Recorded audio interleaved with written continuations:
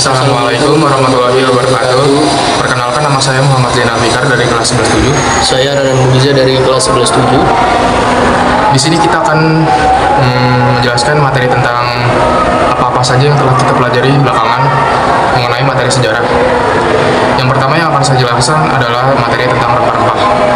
Rempah-rempah pengertiannya adalah campuran bahan-bahan dari tumbuhan yang digunakan untuk memberikan rasa aroma dan warna pada masakan.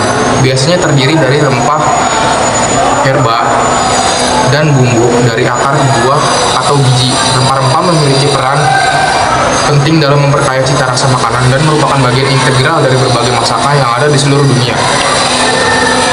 Kemudian faktor pendorong bangsa Eropa mencari rempah-rempah ke Nusantara. Yang pertama adalah nilai ekonomi tinggi. Rempah-rempah seperti cengkeh, lada, dan kayu manis memiliki nilai ekonomi tinggi pada masa itu. Mereka digunakan sebagai bumbu, pengawet, dan obat-obatan, dan memiliki permintaan yang tinggi di Eropa.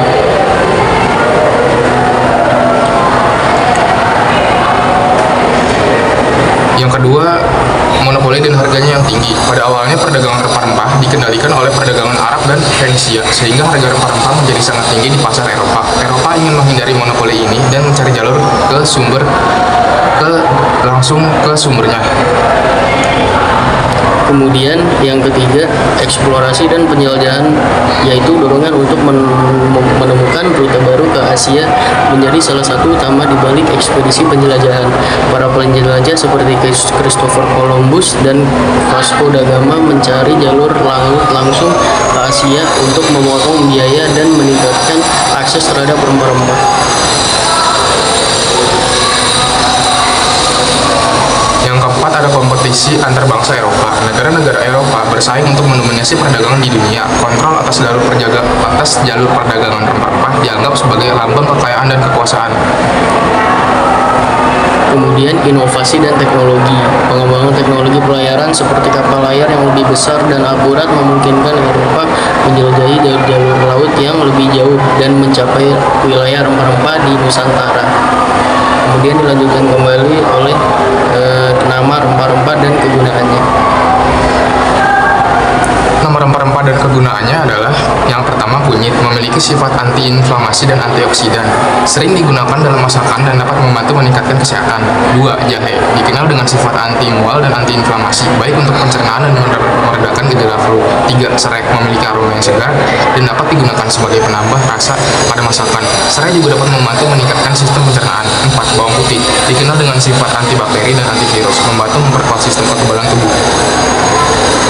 Kemudian yang kelima, kemiri, digunakan dalam berbagai hidangan di Indonesia, memiliki kandungan lemak sehat dan dapat memberikan cita rasa khas pada masakan.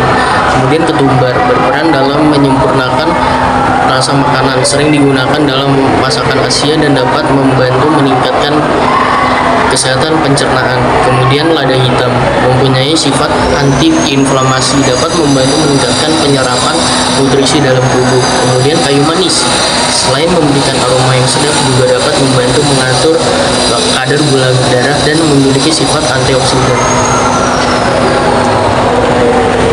Kesimpulan dari materi yang kita pelajari soal rempah-rempah adalah: rempah-rempah dapat memberikan pemahaman mendalam mengenai keanekaragaman, manfaat dalam kuliner dan kesehatan, serta dampaknya pada budaya dan perdagangan global. Hal ini membuka wawasan tentang bagaimana rempah-rempah memainkan peran penting dalam kehidupan sehari-hari dan dapat menjadi inspirasi untuk eksplorasi kuliner dan pengobatan tradisional. Kemudian Verenigde Oost-Indische Compagnie atau VOC, perusahaan dagang rempah-rempah Belanda VOC. Pengertian VOC adalah sebuah perusahaan dagangan rempah-rempah Belanda selama masa penjajahan dan perdagangan di abad ke-17. Verenigde Oost-Indische Compagnie VOC atau perusahaan Hindia Timur Belanda. VOC adalah salah satu contoh terkemuka perusahaan dagang Belanda yang beroperasi di Asia, terutama di wilayah Hindia Timur, untuk menguasai perdagangan rempah-rempah seperti cengkeh, lada, dan kayu manis. Perusahaan-perusahaan ini memiliki peran penting dalam sejarah kolonialisme dan perdagangan dunia pada masa itu. Yang selanjutnya ada profil VOC. VOC atau yang kepanjangannya Verenigde Oost-Indische Company didirikan pada tanggal 20 Maret 1602 di Belanda dan dibubarkan pada tanggal 31 Desember 1799 karena alasan internal seperti sejumlah faktor termasuk masalah keuangan yang serius, korupsi, pengelolaan yang tidak efisien, dan penurunan keuntungan perdagangan rempah-rempah. Selain itu, VOC juga terlibat dalam berbagai konflik dan perang di wilayah Hindia Timur yang membebani keuangan perusahaan. Akumulasi masalah ini pada akhirnya mengarah pada bubarnya VOC pada tanggal 31 Desember 1799. Bubarnya VOC mencerminkan akhir dari era perdagangan dan kolonialisme yang didominasi oleh perusahaan dagang di Hindia Timur. Kemudian praktik yang dilakukan VOC pada penduduk pribumi, politik balas budi, yaitu suatu pemikiran yang menyatakan bahwa pemerintah kolonial memegang tanggung jawab moral bagi kesejahteraan pribumi. Kemudian politik liberal, yaitu sistem politik yang menganut kebebasan individu secara konstitusional. Ini dapat diartikan sebagai hak individu dari kekuasaan pemerintah. Kemudian culture style skill, tanam paksa adalah sistem tanam paksa. Ini masyarakat dibebani berbagai pajak berupa hasil pertaniannya. Belanda berusaha memperbaiki keuangan negaranya dengan memeras rakyat Indonesia.